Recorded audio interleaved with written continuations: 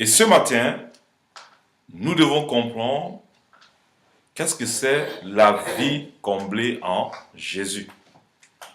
Et nous allons prendre une simple écriture dans le livre de Jean, chapitre 10, versets 9 à 10, que je vais demander à servant de Dieu de nous le lire. Jean, chapitre 10, versets 9 à 10. Je lis au nom du Seigneur. C'est moi qui suis la porte. Si quelqu'un entre par moi, il sera sauvé. Il entrera et sortira, et il trouvera de quoi se nourrir. Le voleur ne vient que pour voler, égorger et détruire. Amen. Moi, je suis venu afin que les brebis aient la vie et qu'elle l'ait en abondance. Parole du Seigneur. Amen. Amen. Nous constatons que la parole de Dieu, elle ne change pas. Elle demeure pour notre vie. Une vie comblée veut dire toujours avoir une solution en face des difficultés.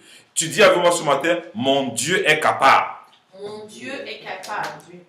Alléluia. Amen. Alors quand tu crois que ton Dieu est capable, qu'importe les difficultés que tu traverses, tu sais à qui t'adresser. Quand j'étais à l'école primaire, je me souviens, il y a de cela de nombreuses années, quand je jouais avec mes amis à l'école primaire et qu'on arrivait à me menacer, il me suffisait seulement de dire à mon copain ou bien à mes amis, je vais dire cela à ma maman. Tout de suite, cette personne changeait d'attitude. Alors, qu'est-ce que je vais dire ce matin? Je vais dire que dans la vie, nous embrassons la vie avec beaucoup de défis. Et déjà, quand une maman conçoit et que la grossesse commence déjà à évoluer, l'enfant est dans l'embryon. Il est innocent. Et lorsque cet enfant sort, vous constatez toujours l'enfant soit avoir un cri. Parce que lorsqu'il sort et qu'il vient déjà dans ce monde, la chaleur et la fraîcheur l'accueillent. Et ce n'est plus pareil. Il commence à confronter le quotidien. Et qui commence à protéger cet enfant? C'est les parents de cet enfant. Ils commencent à veiller sur cet enfant, à veiller, et l'enfant commence maintenant à grandir, essayer de faire les premiers pas, c'est renversé. Les parents continuent à encourager l'enfant, jusqu'à l'enfant arrive à se mettre debout et marcher de ses propres forces et convictions.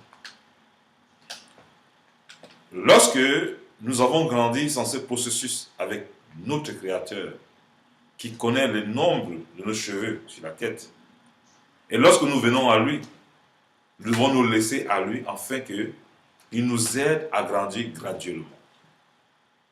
Alors si tu m'écoutes ce matin, n'aie pas honte de revenir au Seigneur et accepter de grandir graduellement.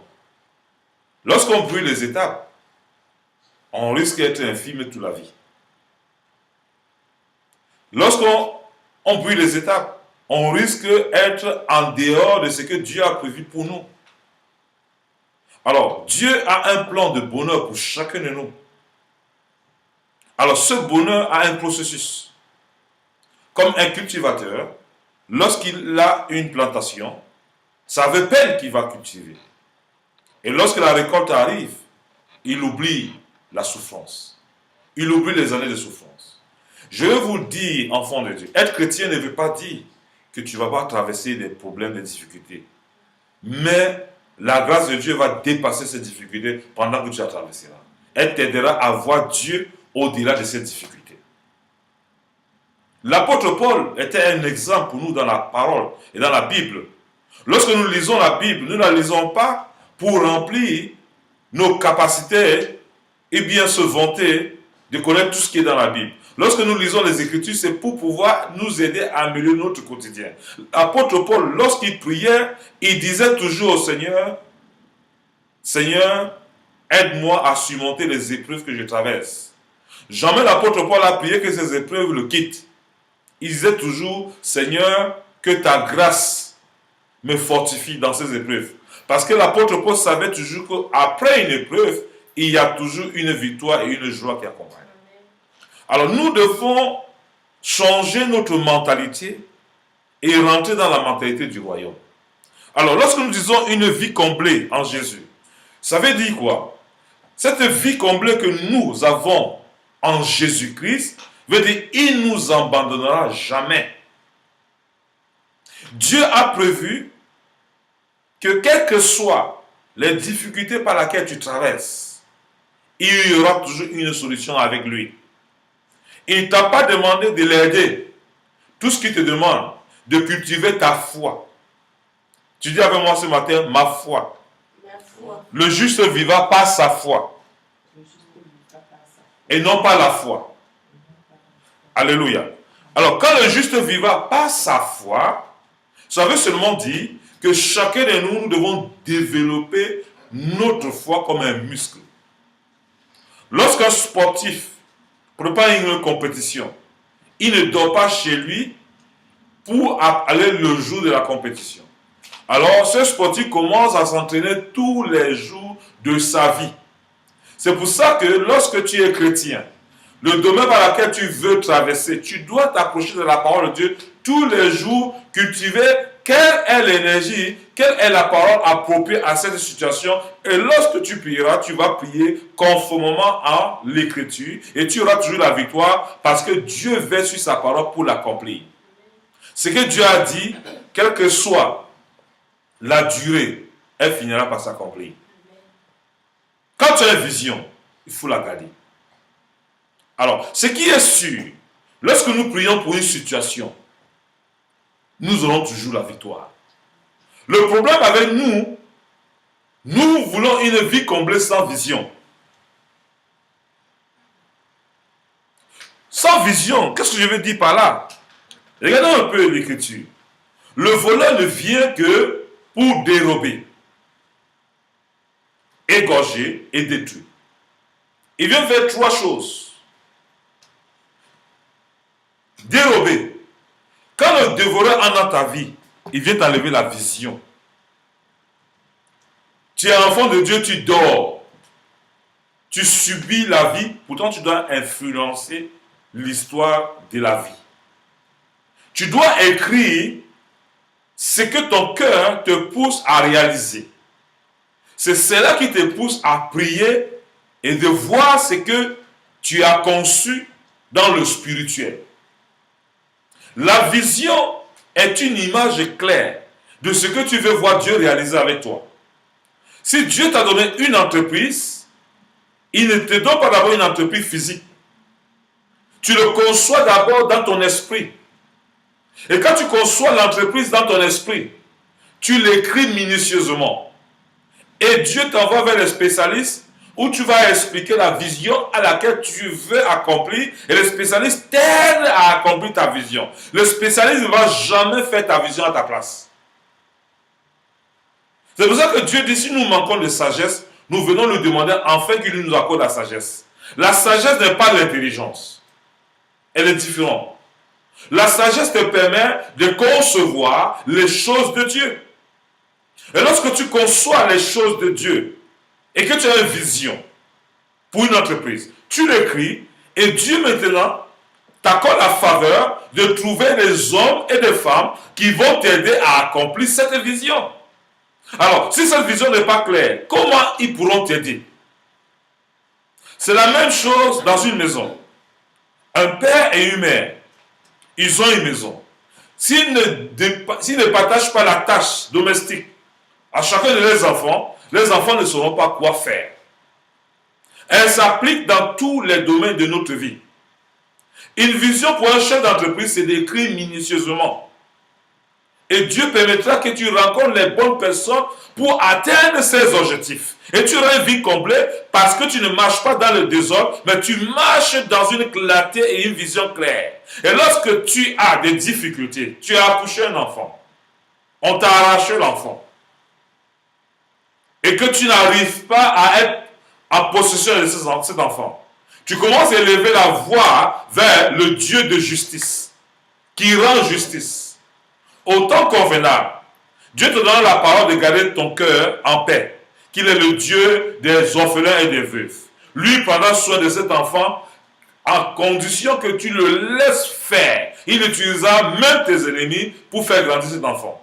Mais tout ce que Dieu te demande, de maîtriser la paix et de magnifier la paix qui est un fruit de l'esprit. Au temps marqué, au temps convenable, cet enfant te reviendra comme le fils prodigue. Quand le fils prodigue est parti, le papa a eu mal. Il a eu un chagrin. Mais son fils est quand même parti. Et son fils en partant a réclamé son héritage pendant que son père était vivant. De nos jours, lorsqu'un enfant atteint l'âge de maturité, lorsqu'il vient vers nous pour demander cet héritage, nous les parents, nous allons dire, tu veux précipiter notre mort. Mais ce père n'a pas regardé au matériel. Il a regardé à l'âme de son enfant. Il a cru en son Dieu. Il a donné à cet enfant, parce qu'il était déjà à l'âge de maturité, de se prendre en charge. Cet enfant allait faire son expérience. Et son frère aîné est resté à la maison. Et son petit frère allait faire l'expérience. Lorsque la vie l'a joué, pendant qu'il croyait qu'il devait jouer la vie l'a joué, il s'est retrouvé en train de manger le croûte des pourceaux. Et travailler un travail qu'il ne pouvait pas faire dans sa propre maison. Mais il est passé par là. Mais lorsque la sagesse est revenue à cet enfant, il s'est rendu compte que l'intelligence qu'il a apprise à l'école n'est pas la sagesse qui vient de Dieu. Il s'est humilié. Lorsqu'un homme est sage, il est humble. Le fils prodigue s'est humilié dans son âme intérieure. Il a dit, il est mieux que je retourne vers mon père. Il est retourné vers son père. Son père attendait chaque jour à la fenêtre, il était en train de prier. Mon fils qui est perdu va revenir à la vie. Son papa avait conçu la vision que son fils ne pourrait pas se perdre. Son père ne s'est pas promené de gauche à droite, dit son fils est perdu. Mais il a gardé sa confiance à l'Éternel des armées. Au temps marqué, au temps convenable, au temps favorable, l'enfant est revenu à la maison, conformément à sa foi. La foi qui veut dire force opérant dans l'invisible, FOI, agit encore dans nos entreprises, dans notre vie locale et dans la vision à laquelle nous voulons voir Dieu accompli dans notre vie. Et l'enfant est revenu. Et lorsqu'il est revenu, non seulement le père était content, mais il a organisé un festin. Beaucoup ont critiqué le papa. Mais comment ton fils qui t'a tapé la honte, comment tu peux organiser une fête pour lui? Tu es insensé. Le père dit, cet enfant me vient et je ne suis que gardien, intendant, dont j'ai le devoir de fêter cela parce qu'il y a la fête dans le ciel. Les anges sont contents. Il a organisé une fête à cet enfant.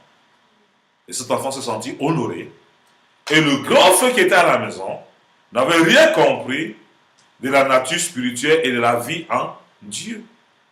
Et il a appris par le geste de son papa. Et là, il a été converti réellement. Je veux dire, tu peux cheminer à l'église. Mais laisse-moi te dire, peut-être tu n'es pas converti. La conversion vient du cœur. Et lorsque tu es réellement converti, tu es heureux. Et tu as une vie complète. Parce que la vie complète ne veut pas dire qu'il n'y aura pas de difficultés. Il y aura des difficultés. Mais tu marcheras sur les difficultés. Oui, tu marcheras sur les difficultés. C'est la promesse. Et cette promesse, elle va s'accomplir dans notre génération. Si elle s'accomplit dans la génération de Meshach, Shadrach, Abednego, elle s'accomplira dans notre génération. Meshach, Shadrach, Abednego, Dieu merci, ils sont passés par le feu. Et le feu ne les a pas consumés. Moïse, lorsqu'il a sorti le peuple de Dieu en Égypte, dans le désert, le peuple, à cause de l'incrédulité de leur cœur, était obligé de regarder le serpent face à face pour que le serpent les pique pour qu'ils aient la vie. Nous aujourd'hui, nous sommes exempts de tout cela à cause du sang de Jésus. Apprécions notre vie chrétienne. Apprécions notre christianité aujourd'hui. Jésus a tout fait pour nous. Il a tout payé pour nous. Mais apprécions cela et approchons de lui. Approchons-nous du Seigneur avec assurance. Et laissez Dieu faire. Ce qu'il a dit qu'il va faire, il le fera. Il le fera. Garde ta vision. Ne change pas ta vision lorsque les difficultés arrivent. Garde cette vision. Même si elle tarde, elle s'accomplira certainement. Ne laisse personne te distraire. J'ai une bonne nouvelle pour toi, femme qui est célibataire, homme que tu es célibataire. Va chercher ton costume. Il faut l'essayer. Commence à faire les pas de mariage. Prends une liste sans argent. Dieu va organiser ton mariage sans argent. Il est capable. Ta foi va te propulser à ton mariage. Tu vas comprendre que le mariage n'est pas que l'argent, mais est une volonté. Et Dieu aime la volonté et la détermination qui est la foi. Toi, femme, va acheter ta robe de mariage. Essaie-la. Dis assez, c'est assez. Cette année ne passera pas sans que tu sois marié. Mon Dieu, le Dieu de Dr Bruno de la maison de vainqueurs depuis Bruxelles, je vais te soutenir et tu vas entrer dans ton mariage. Parce que la parole de Dieu n'est pas une marchandise, c'est une vérité. Elle est capable d'agir. Mais garde ta vision si tu n'as aucune vision. Tu ne peux pas me dire, Dieu sait. Oui, il sait. Mais lui, il veut aussi ta volonté. Il veut ta prière. Il veut ta foi. Il veut que tu lui fasses confiance. Le voleur, quand il vient dans ta vie, n'oublie jamais. Il vient dérober. Il te dérobe ta vision. Tu marches sans vision. Tu te lèves le matin. Tu vas où le vent t'envoie. Tu reviens le soir. Quand tu vois les gens courir, mais ils courent parce qu'ils ont la vision. Les païens, ils ont une vision. Mais la différence avec nous, c'est que eux, ils ont une vision. Ils croient en leur Dieu. Mais nous croyons aussi à notre Dieu. Et notre Dieu doit faire la différence. Nous devons être des chefs d'entreprise. Nous devons avoir des entreprises. Embaucher les païens. Pendant qu'il y a la crise économique, nous devons faire la différence comme Joseph. Joseph est arrivé en Égypte. La crise économique, il a visualisé cela. Il a eu une vision pour la provision de la sécheresse. Et sa vision de la sécheresse a pu sauver l'Égypte. Laisse-moi te dire, enfant de Dieu, Dieu te fait concevoir une vision, pas pour toi, mais pour sauver une génération derrière toi, au nom de Jésus. Lève-toi, prends courage et dis, ta vie, elle est précieuse entre les mains de Dieu. Dis en toi-même, Dieu m'a créé à son image, à sa ressemblance, afin que je prenne conscience de ma destinée et que je fasse quelque chose pour la gloire de mon Père qui est dans les cieux. Tu es capable. Tu es capable de réagir. Tu es capable d'avoir le résultat dans ce que tu veux réaliser avec Dieu. Lève-toi ce matin courageusement. Tu dis, j'écris ma vision. Je la grave sur mon mur. Cette année ne passera pas sans que je me marie. Cette année ne passera pas sans que mon entreprise soit mise sur pied. Cette année ne passera pas sans que je commence mon ministère. Dieu dit, il est le Dieu de faibles commencements. Même si tu vas commencer ton ministère dans ton salon, fais-le courageusement. Au temps marqué, au temps convenable, Dieu va t'établir à l'endroit où il voulait t'établir. Parole de Dieu et parole du docteur Bruno. N'oublie jamais, quand le diable a anéanti ta vie, il vient t'égorger. Il dérobe d'abord ta vision. Et quand il a fini de dérober ta vision, il t'égorge. Il y a beaucoup de gens qui vont se suicider.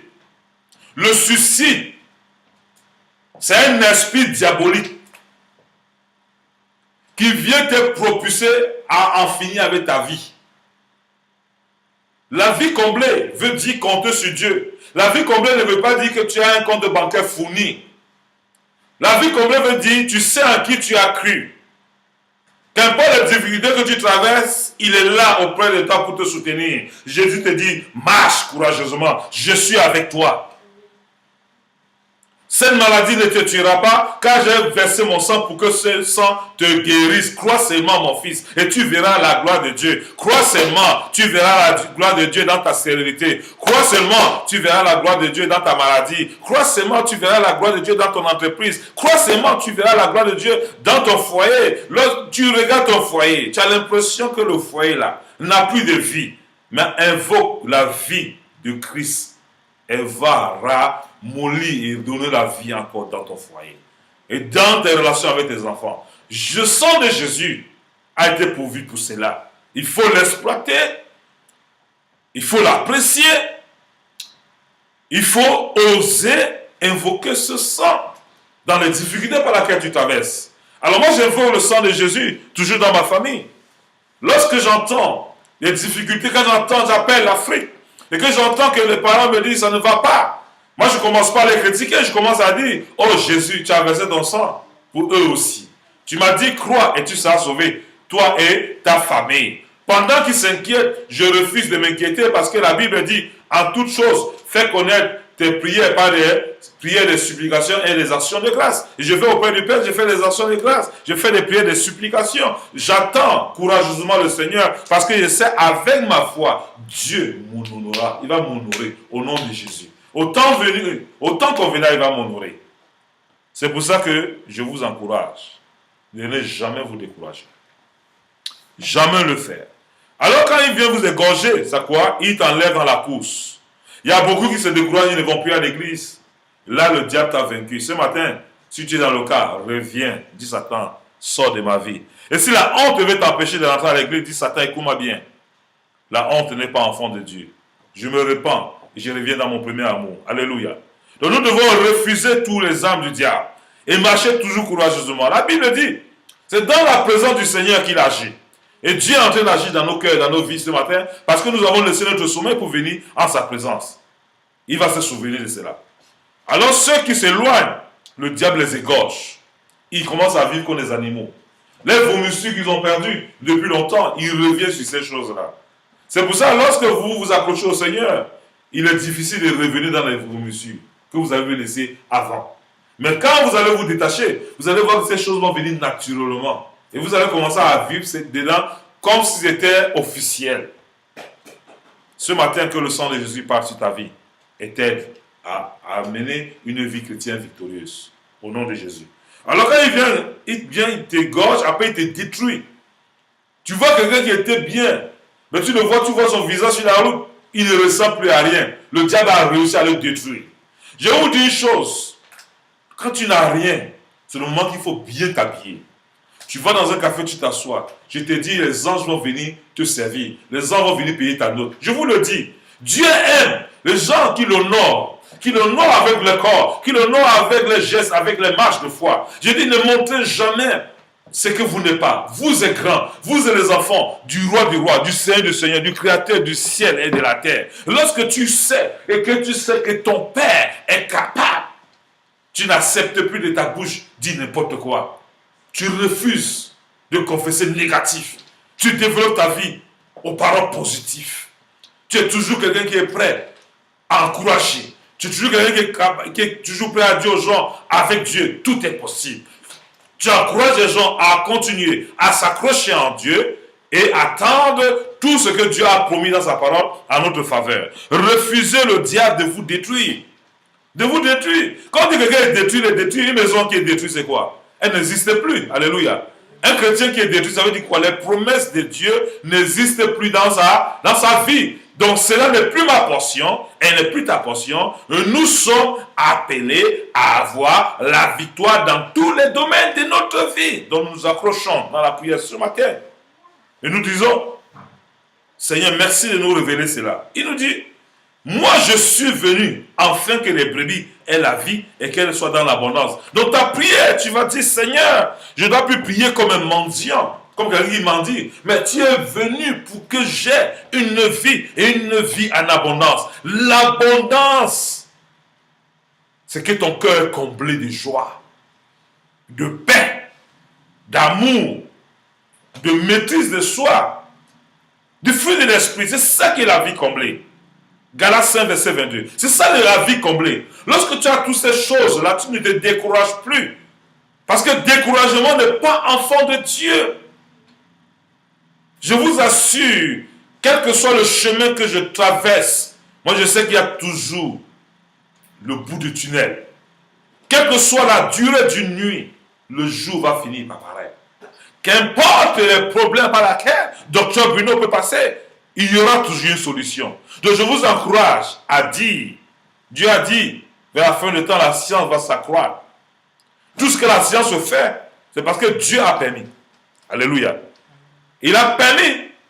C'est pour ça que lorsque vous prenez les médicaments ne vous soigne pas. Ne vous guérit pas, pardon. Elle vous soigne. C'est Dieu qui guérit. Quand on dit guérir, c'est Dieu qui vient ôter la maladie. Pendant que tu prends tes médicaments, il faut prier l'Éternel pour qu'il ôte ces maladies en te guérissant totalement. Pour que tu ne dépends plus de ces médicaments. Donc je vous encourage à prendre vos médicaments. N'entrez pas dans la folie. C'est Dieu qui a créé la science. Alors lorsqu'on vous donne vos médicaments, prenez-les avec action de grâce. Et que Dieu vous guérisse. Il y a une différence entre soigner et guérir. Soigner veut dire couvrir la maladie. Guérir veut dire ôter. N'ayez pas de confusion. Lorsque vous êtes enfant de Dieu et restez béni, j'ai décidé de faire de ma vie un instrument qui enseigne. Pendant longtemps, nous avons eu les évangélistes. Mais maintenant, nous devons avoir à accepter les enseignements pour grandir. Comme le livre nous dit dans le livre de Pierre, désirez la parole de Dieu, non flatée. Par elle, vous allez croître, vous allez grandir. Et lorsque vous avez la parole de Dieu en vous, vous grandissez avec assurance.